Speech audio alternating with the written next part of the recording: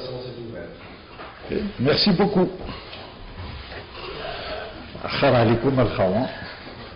D'abord, on vous remercie pour cette place que vous nous faites chez vous, chez nous.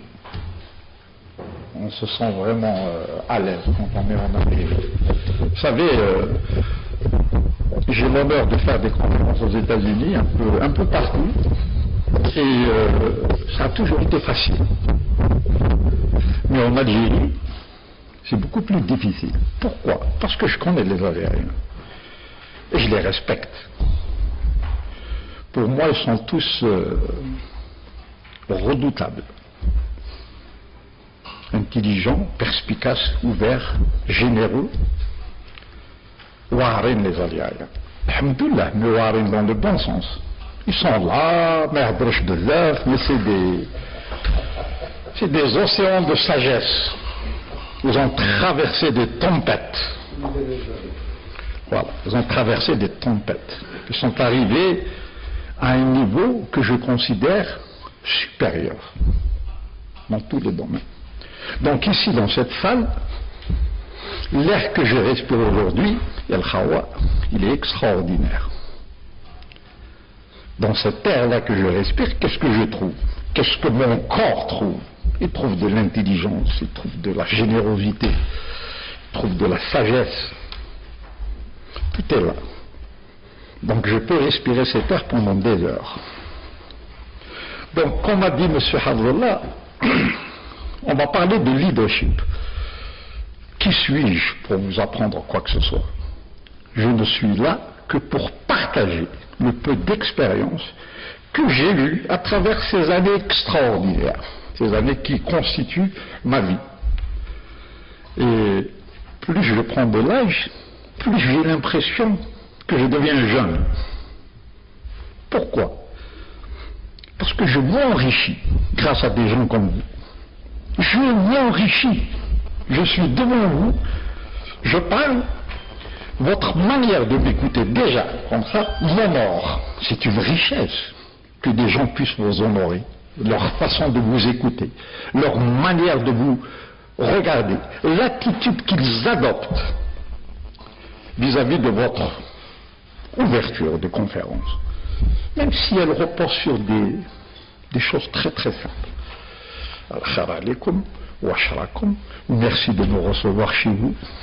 C'est rien de plus simple. Et on arrive à communiquer de manière efficace que si l'on est simple et ouvert. Voilà pourquoi je peux le faire. Ça va droit au cœur, sinon ça ne va nulle part.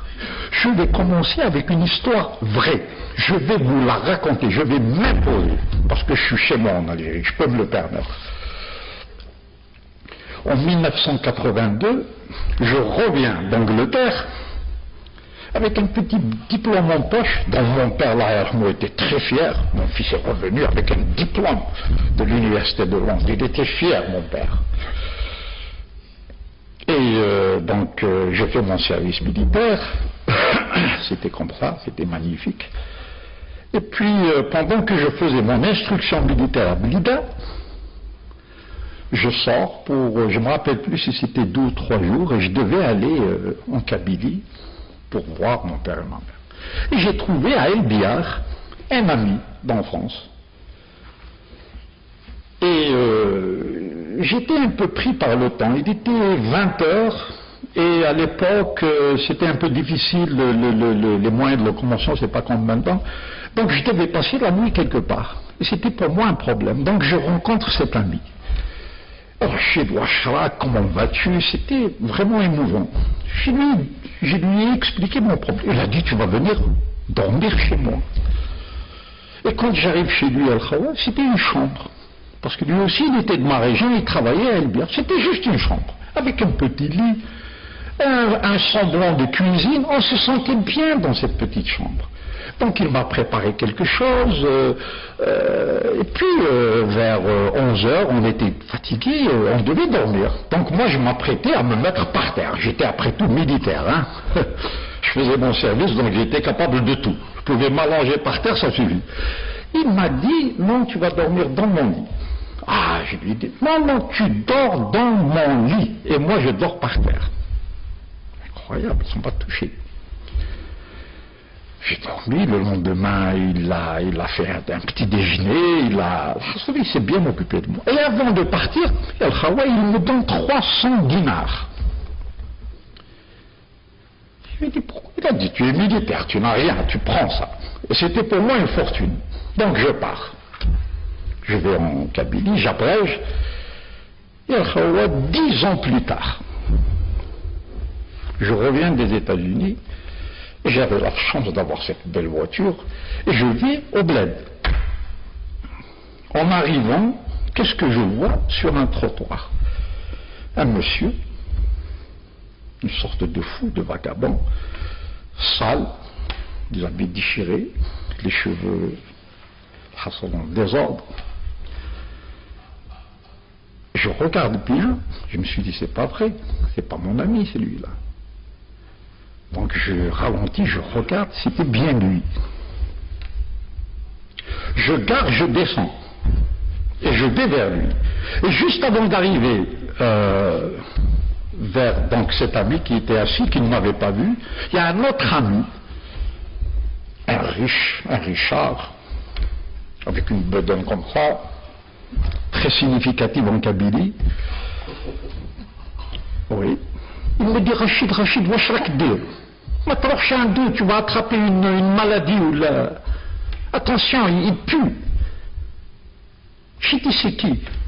Il m'a donné le nom. Moi, je vais vers lui et je le prends dans mes bras et je l'embrasse. Il me dit, tu te rappelles de moi? Et du fond de sa détresse, du fond de sa misère, il se rappela. Rachid. J'ai dit, oui, c'est Rachid. Et j'ai vu des larmes dans ses yeux.